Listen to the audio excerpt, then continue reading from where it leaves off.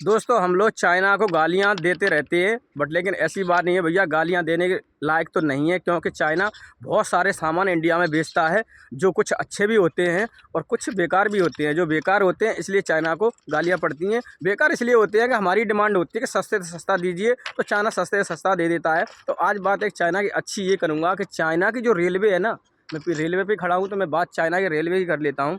Railway में जो TT आती है टिकट चेक करने, तो भाई एक यहाँ पर अपना एक छोटा सा कैमरा लगा के आते हैं, डिवाइस कैमरा। वो इसलिए लगा के आते हैं कि वहाँ की जो गवर्नमेंट है ना, उसने ये अलाउड कर रखा है कि आप कैमरा लगा के जाइए, क्योंकि टीटी भी करप्शन करते हैं। वो हमारे देश में टीटी करप्शन की बात कर रहे हो भाई, गवर्नमेंट को पैसा ही नहीं देते। जितनी भी ट्रेन टिकट करना काटते हैं या किसी को पकड़ते हैं वो सब उनकी जेब में जाता है। इसलिए जाता है, मैं आपको प्रूफ के साथ कह सकता हूँ कि जो भारत के टीटी है ना, वो सारे ही पैसे खा जाते हैं। वो ये हकीकत है। कुछ टीटी हमारे वीडियो में अगर आ भी गए, क्योंकि अभी हमारे इतना बड़ा वो नहीं है, तो वो हमें गालियाँ देंगे कि साले क्यों झूठ बोल रहा है, मैं तो पूरा पैसा देता हूँ।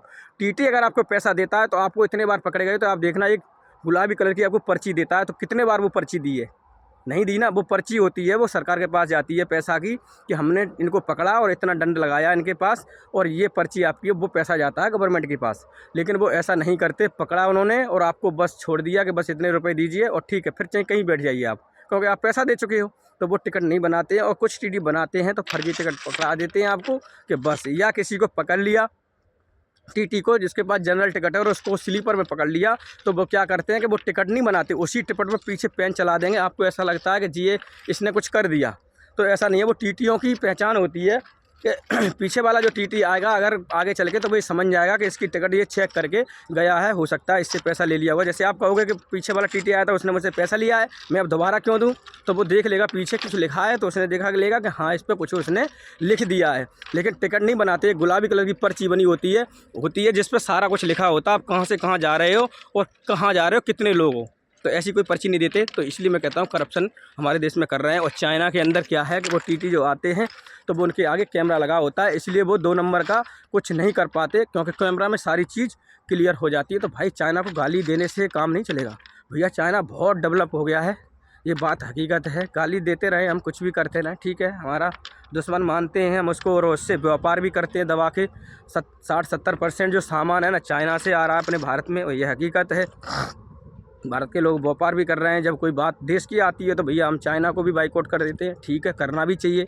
लेकिन भाई ये भी करना चाहिए कि अगर चाइना के अंदर कैमरा लगा के आप चेकिंग करवा सकते हो जिससे करप्शन ना हो, तो मेरे देश में भी क्या कैमरा इतना महंगा आता है? बहुत सस्ता आता है भाई। यहाँ पे लगाने वाला कैमरा डिवाइस कोई ज़्यादा बड़ा भी नहीं आता। तो ये भी सरकार कर सकती है कि भाई कैमरा लगा के जाइए, जिससे लोग भी डर पाएंगे, झगड़ा करने से बचेंगे। क्योंकि टीटी से झगड़ा करोगे तो टीटी तुरंत कह देगा कि ये कैमरा लगा हुआ है, आप रिकॉर्ड हो जाओगे, और टीटी भी 2 नंबर के उससे बचेगा।